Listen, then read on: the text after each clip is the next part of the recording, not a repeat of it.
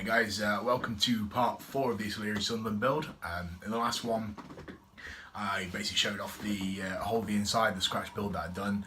So in this one, I start laying down even coat primer. I'm using Vallejo surface primer, sort of my own sort of custom mix with it. I use the light grey colour, mixed with their black primer, their matte black primer, and I've already got it pre-thinned in the bottle ready to go. So I lay down a full coat of that over all the inside parts, over the inside of the fuselage, just one half for now, and you'll see why in about 2 videos time as well. So I lay down primer and all that, and then the second half of the video I start talking about the layout for the diorama and what I've done so far with it, and just go into a bit of detail about what I've done, how I'm laying it out, what I've done to get the Sunderland on there as well, and sort of just the materials I'm using as well. So yeah, I hope you like the last video. I hope you like this one as well.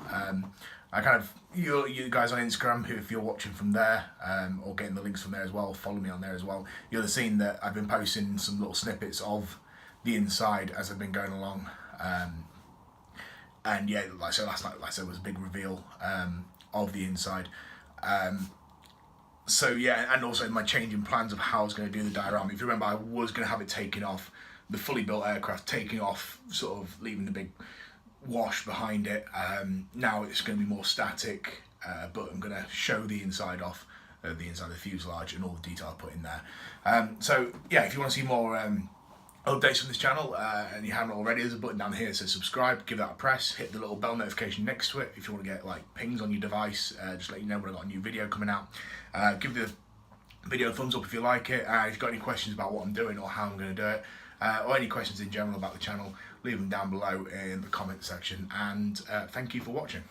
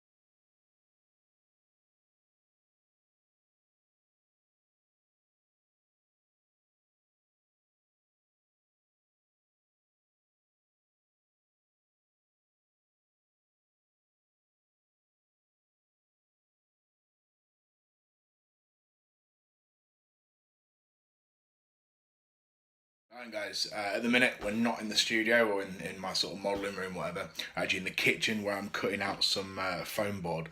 So what I've done, I've got myself a large picture frame. I think it was a 20 by 16 inch picture frame that I was using. And then I've basically got some styrofoam, some like insulation board foam. I think it's called Jab Light. It's about 20 quid for a pack of 5. It's 1200 by 400 by 50. So I've got more for, you know, for future projects and stuff like that. So we'll just have a look around now.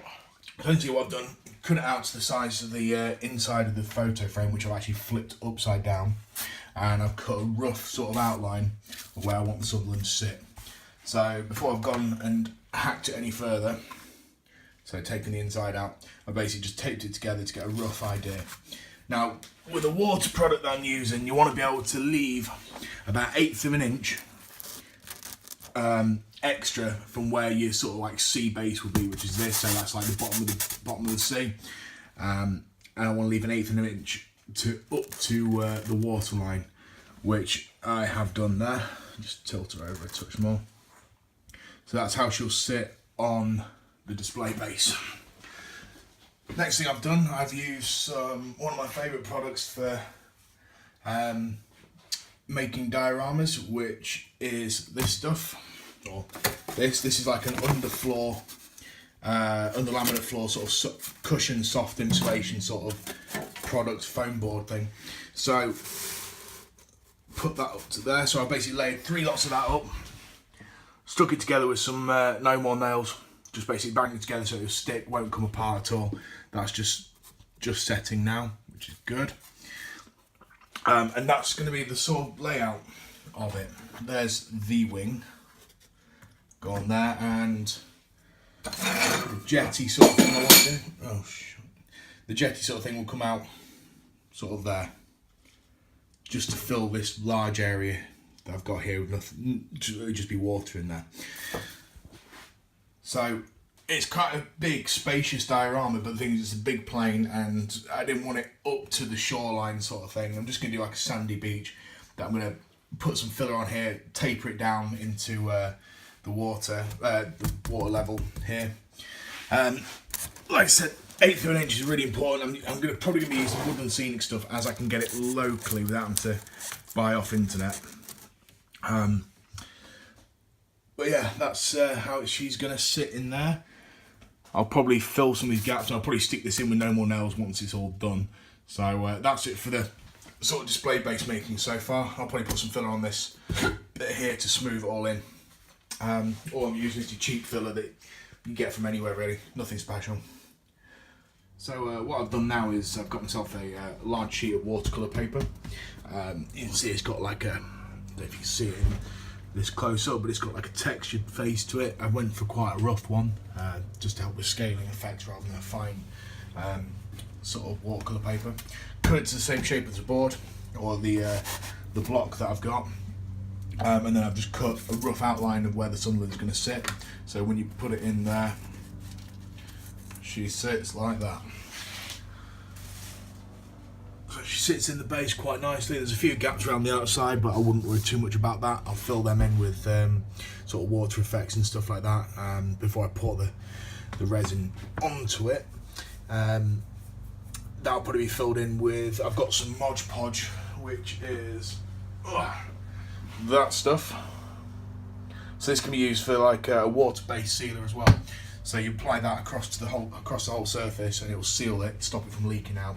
I'll also apply it around the edges of the border frame that I've got for it. That'll be sat just about like that. Sorry for the shaky camera, I ain't got my stand down here at the minute. I'm just trying to show you a bit of everything. So that's it for now. Also I've profiled this. So I've had a chamfer to the edge of this. And just sort of like work the glue off. I had some filler once it is in place on here, and everything else is sort of dried and stuck in place.